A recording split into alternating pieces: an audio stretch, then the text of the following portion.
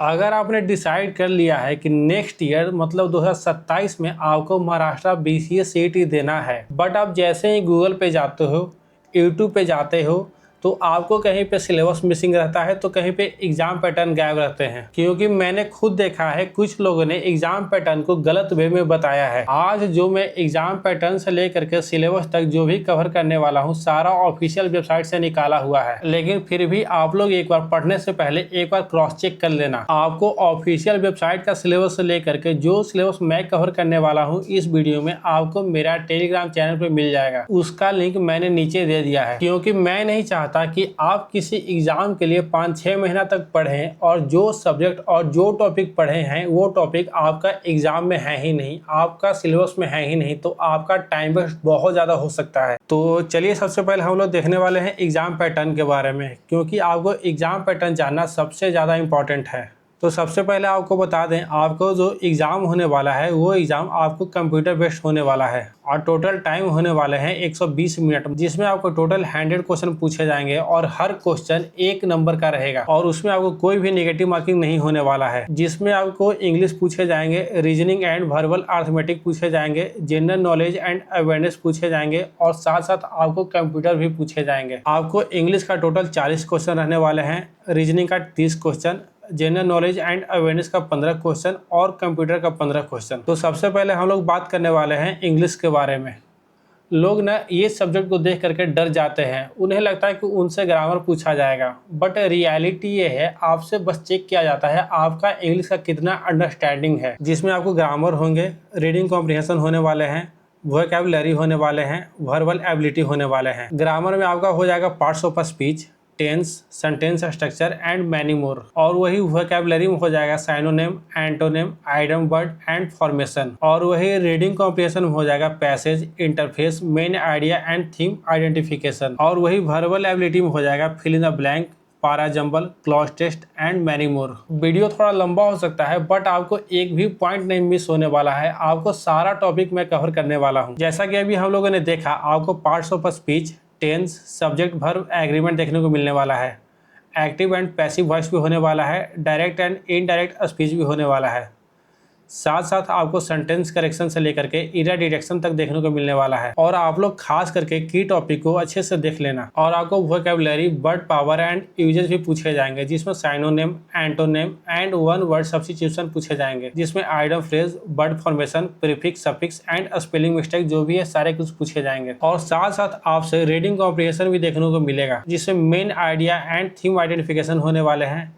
Interface and conclusion and vocabulary in context पूछे जाएंगे, passage based question पूछे जाएंगे। और साथ साथ आपको verbal ability and English language देखने को मिलने वाला है। अगर आप लोगों ने इंग्लिश को अच्छे से पढ़ लिया तो आप 40 में से इजीली 35-36 मार्क्स ला सकते हो, क्योंकि नेगेटिव मार्किंग नहीं है, तो आप सारे क्वेश्चन को अटेम्प्ट कर सकते हो। इंग्लिश के बाद नंबर है रीजनिंग का। अगर आप लोगों ने इस सब्जेक्ट को अच्छे से पढ़ लिया तो आप बहुत अच्छा स्कोर कर सकते हो, क्योंकि आपका जो रीजनिंग है ये सबसे ज़्यादा स्कोरिंग सब्जेक्ट है।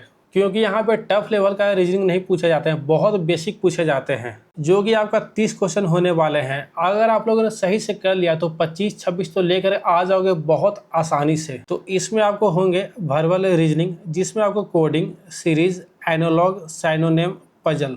इसमें आपको blood relation, coding, decoding, direction sense, seating arrangement, ranking, alphabet and number series. और इसमें ही आपको मैथ का भी क्वेश्चन पूछे जाएंगे, जिसमें आपको देखने को मिलेगा नंबर सिस्टम, जिसमें आपका आ जाएगा natural, whole number, integer, fraction and decimal number.